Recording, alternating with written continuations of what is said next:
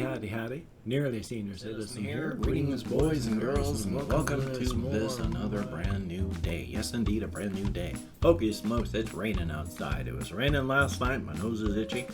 But that doesn't have anything to do with it raining. It was raining last night when I went out walkies, and it wasn't raining earlier, but it's raining now. I mean, it's the rainy season, and it's the Pacific Northwest. I mean, it rains a lot here. Where I am, Washington State is like the westernmost quarter of it is broken off on a peninsula, so there's a huge amount of water, ocean that comes down this way, and this is a rainforest. So we're right down here at the bottom of the peninsula. It rains a lot.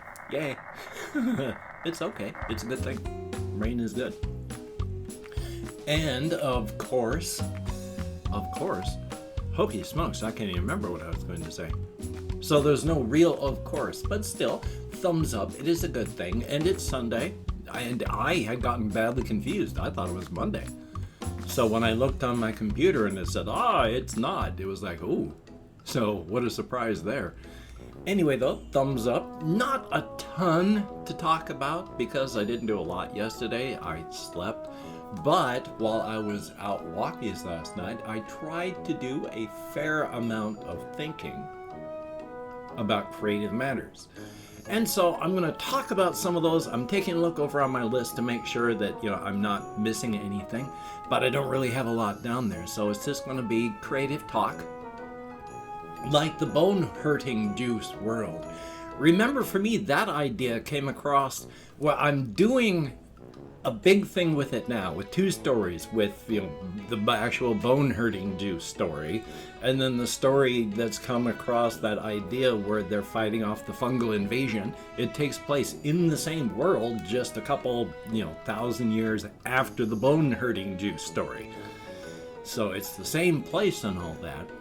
But the history behind this one is, I kind of told it, and I just want to remind people, and for people that don't know the bone-hurting juice world, I call it that because the main characters, they go into a small shop inside of a town, and they discover that they have a potion called bone-hurting juice. And it's literally that. You drink it, and it makes your bones hurt. And as it turns out, each one of the characters drinks a bottle of it and ends up just writhing in agony on the floor. And as it turns out, everybody in town drinks this stuff. They look upon them as amateurs, and so they just stick around afterward, and they become bone juice juice drinking people themselves. And so it's pretty weird on that case. But to try and remember where I was going with this, it's all in this one same world, a set of worlds that is a very, very bizarre place.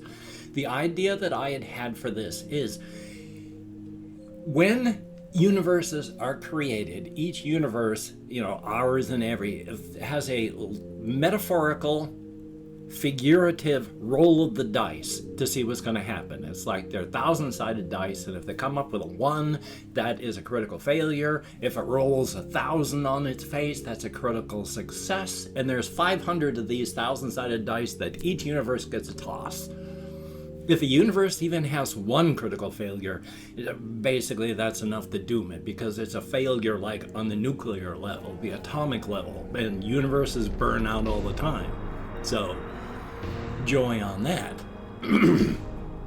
But of these 500 rolls, 50 of them came up critical failures. One of them can be enough to doom a universe. There were 50. The other 450 rolls were all critical successes.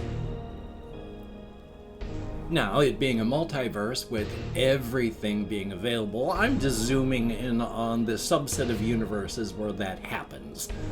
There's a lot of them where the universes just burn out, and they're short and sad, and not many stories you can say because the universes burn out. But of this particular subset, each one of them was going to fail and burn out. But universes, because a universe is only 85% of an and an is like 85% universe, 15% biosphere of a universe. So it's largely just a universe with a lot of other stuff inside of it. But that, the Ung, is, imagine a multiverse as a handful of soap bubbles. Each universe is the space inside of one of those soap bubbles, but it's not the actual soap bubble itself. The soap film and stuff that makes up the bubbles that separates each of the bubbles from each other, that's the Ungabe. And so there were these, a whole handful, like 10 large universes that were major, and like 25 medium universes and 65 small minor universes that were all just going to burn out.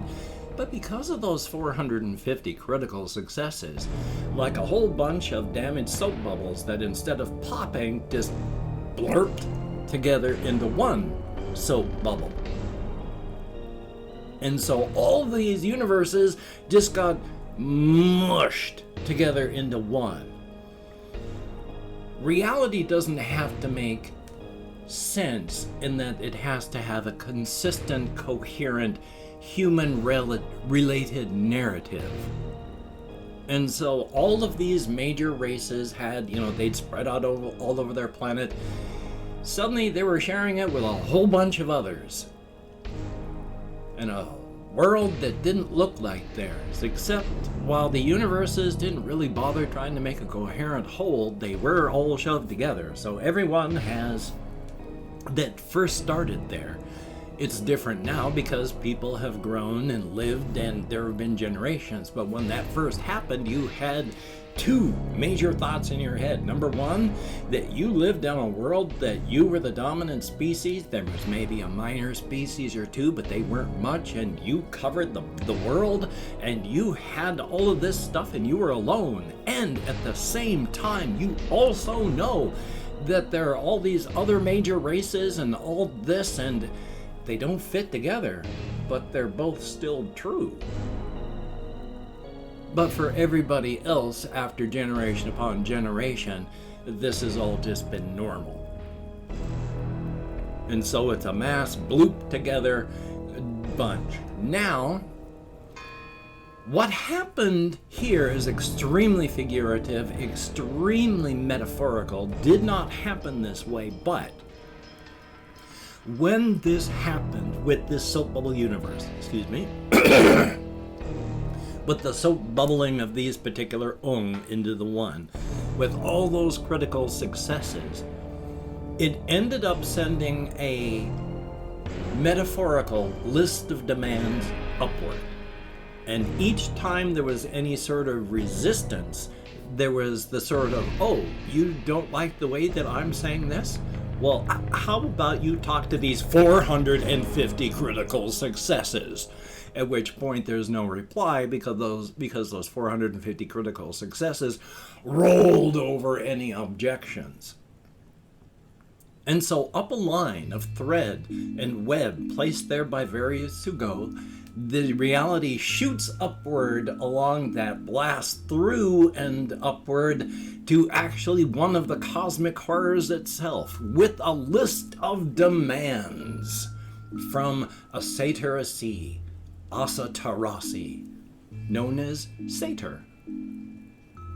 And of course, at that thing, being not attached to the multiverse, even though part of it, all of this just splashed up against a totally immovable Satyr who just watched. Now remembering, all metaphorical, all figurative. It did not happen this way, but it's the only real way to make it a story that makes sense to people. So you've got Satyr, and you've got that reality. And it comes up to Satyr and says, here's our list of demands, here's our 450 critical successes. And they splash, run off, and make no difference to Satyr. At which point Satyr, of course, says something along the lines of, I am Asa Tarasi, known as Satyr. I am a child of the great Amaterasu. I am a part of, but not connected to, this multiverse. Your list of demands means nothing to me. Go, I reject you. And then turns his back, but is listening, and turns its head to listen. Metaphorically, because as it hears that Ung and its list of demands turn and start to walk away, after about 4 steps, Satyr says, "But while you are here, why don't you tell me about those artifacts you've been finding?" At which point the Ung's response would just be to go, "Got 'em," and then turn around and give all the information, and gets everything that was asked for. But this time it's Satyr's suggestion. Was it Satyr's decision? Was it the 450 critical successes? Hard to say. The only thing they have to do is when they discover knowledge or artifacts, it has to be offered to Satyr first. And if it's something that Satyr would want to keep, it's gone from them. Not much, but there are some, because Satyr is collecting for its own purposes forgotten pieces of things from dying Ung. Has several universes that are just set aside as museums, only for itself, but thumbs up for that. So that's the way that works. And of course there are many multiverses, but a multiverse has to be different enough or else it would just be part of this multiverse. Like there's a multiverse out there that has no eternal abandoned city on top of it. Nothing really happens there that's exciting. There's no cosmic horrors of the Amaterasu and her children type. There are other smaller cosmic horrors, but much, much less, much fewer. Life is kind of boring there. And then, of course, there's the universes where, well, there's the one multiverse where the people that once lived in the abandoned city never had to abandon it because they built it, and Amaterasu never swam out of the void to that multiverse. They live happily there too. Then there's the multiverse that I speak of a lot, so much, where it's the infinite abandoned city. It's abandoned because they saw Amaterasu coming, and in this set they just evacuated. There's another multiverse where they fight Amaterasu and win. So, yay.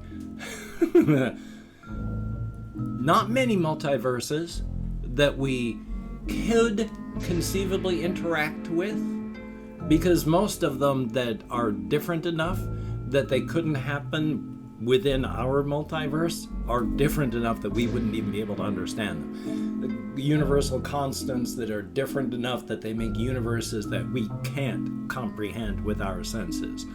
So, thumbs up for that.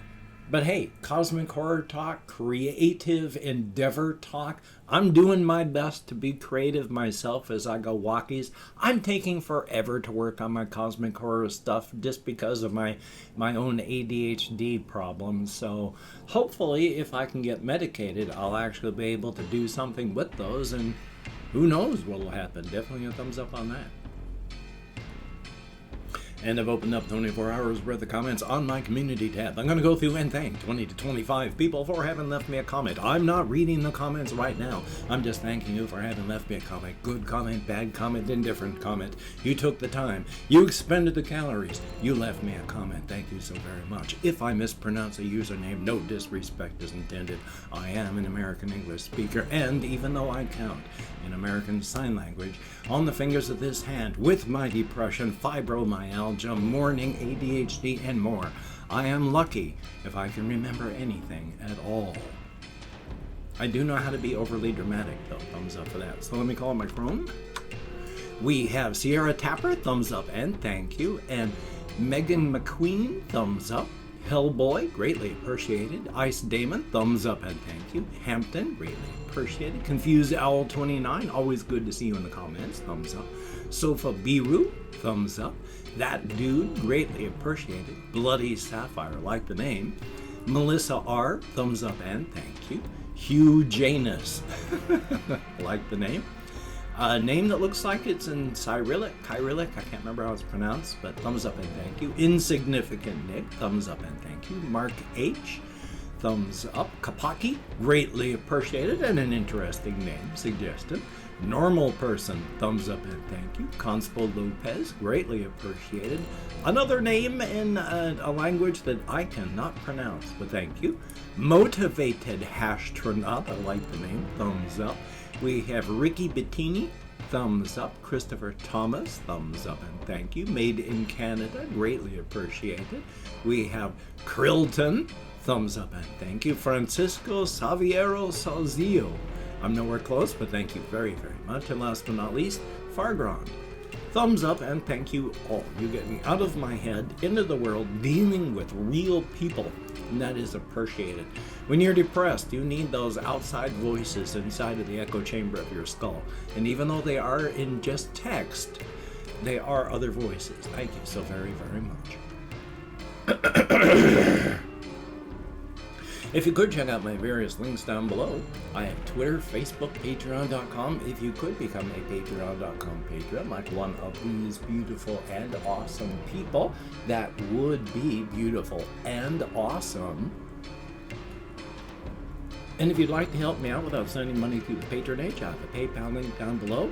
And if you'd like to help me out without sending money at all, I have an Amazon wishlist link as well, with things like cat food, hamster bedding, silly things, not silly things. If you could check it out, that would be very, very awesome. Now, do not feel obligated. I do not feel entitled. And if you cannot donate, or you simply do not donate, I take all good wishes and I deposit them in the bank of my heart, where I draw interest. So thank you very much. If you could toss me a like, I appreciate all the positive validation I get from my existence. Definite thumbs up. And of course, if you could hit the notification bell on the subscription button, that would be very cool too. A definite thumbs up.